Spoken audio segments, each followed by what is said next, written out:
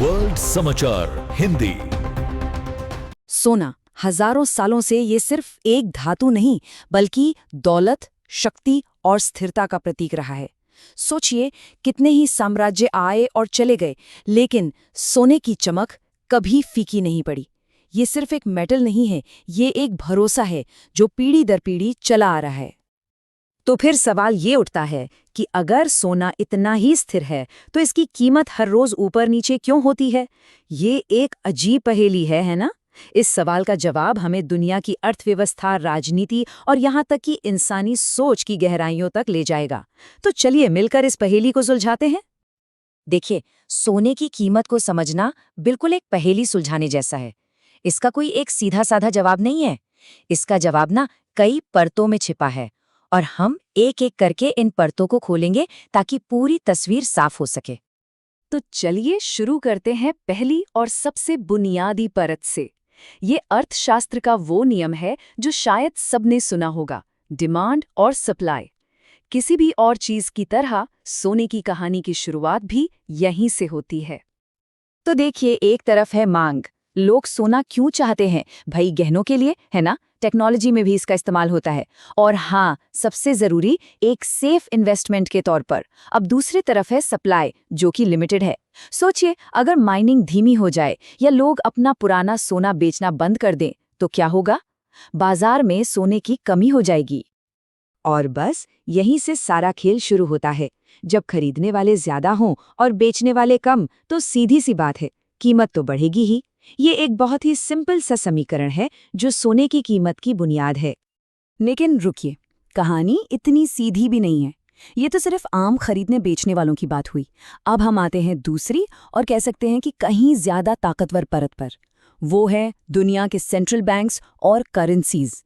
ये सोने के बाजार के बहुत बड़े खिलाड़ी हैं। जरा इस नंबर को देखिए, 35,000 टन से भी ज्यादा। दुनिया भर के सेंट्रल बैंकों ने इतना सोना अपने पास जमा कर रखा है।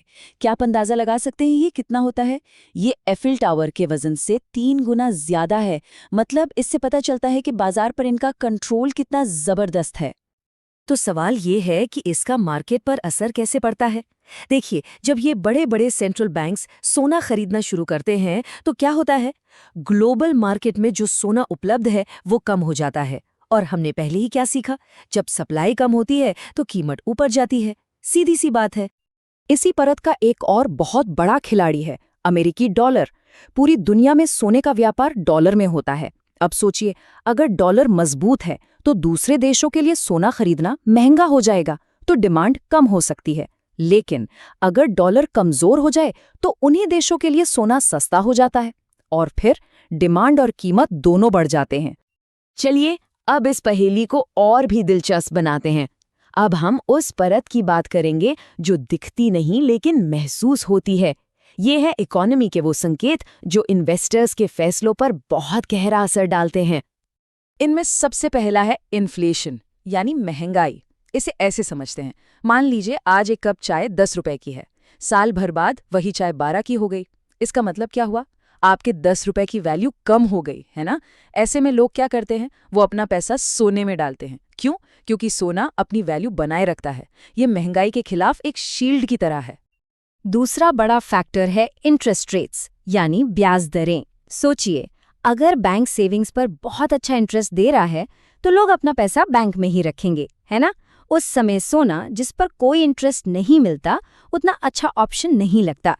लेकिन जब इंटरेस्ट रेट्स बहुत कम हो तब बैंक में पैसा रखने का कोई मतलब नहीं रह जाता। तब लोगों को सोना अपनी वेल्थ बचाने के लिए एक बेहतर ऑप्शन नजर आता है।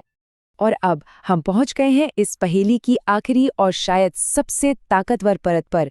यह है इंसानी भावनाओं की परत। डर, अनिश्चितता, उम्मीद, ये वो चीजें हैं जो कभी-कभी सारे लॉजिक और सारे आंकड़ों पर भारी पड़ जाती हैं। सोचिए, जब भी दुनिया में कोई बड़ी गड़बड़ होती है, कोई पॉलिटिकल क्राइसिस हो, इकोनॉमी डूब रही हो, शेयर मार्केट क्रैश हो जाए, या फिर जैसा कि हमने कोविड महामारी के दौरान देखा, तो क्या होता है? लोगों में एक डर बैठ जाता है। डर कि उनका पैसा डूब जाएगा। और इस डर के माहौल में हर इन्वेस्टर एक सेफ हेवन ढूंढता है, मतलब एक ऐसी सुरक्षित जगह जहां पैसा महफूज रहे। और हजारों सालों से सोने से ज्यादा भरोसेमंद सेफ हेवन कोई और नहीं रहा। ये बिल्कुल एक तूफान में लंगर डालने जैसा है। एक मार्केट एनालिस्ट ने क्या खूब कहा है कि मुश्किल वक्त में लोग कुछ नया या कॉम्प्लिकेटेड नहीं ढूंढते, वो किसी ठोस असली चीज की गारंटी चाहते हैं। और सोने से ज्यादा रियल और भरोसेमंद और क्या हो सकता है। बस यही वो फीलिंग है जो बुरे वक्त में सोने की डिमांड को एकदम से बढ़ा देती है। तो जब हम इन सारी परतों को एक साथ रख कर देखते हैं तो एक बात साफ हो जाती है, सोने की कीमत सिर्फ एक नंबर नहीं है, ये तो पूरी दुनिया का एक बैरोमीटर है। एक ऐसा मीटर जो हमें बताता है कि दुनिया की इकोनॉमी कैसी चल रही है और लोग कितना डरे हुए हैं या कितना महफूज महसूस कर रहे हैं। तो संक्षेप में कहें तो ये 4 बड़ी ताकतों का खेल है। पहला, डिमांड और सप्लाई। दूसरा, सेंट्रल बैंक्स के बड़े फैसले। तीसरा, इकोनॉमी के संकेत जैसे महंगाई और इंटरेस्ट रेट्स। और चौथा, जो शायद सबसे अनप्रिडिक्टेबल है, वो है मार्केट का मूड और लोगों का डर। ये सब मिलकर सोने की फाइनल कीमत तय करते हैं। तो अगली बार जब सोने की कीमत पर नजर पड़े तो उसे सिर्फ एक नंबर की तरह मत देखिएगा।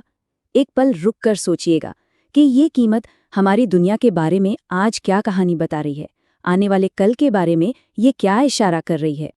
धन्यवाद देखने के लिए। और अधिक अपडेट्स के लिए हमारे चैनल को सब्सक्राइब करें।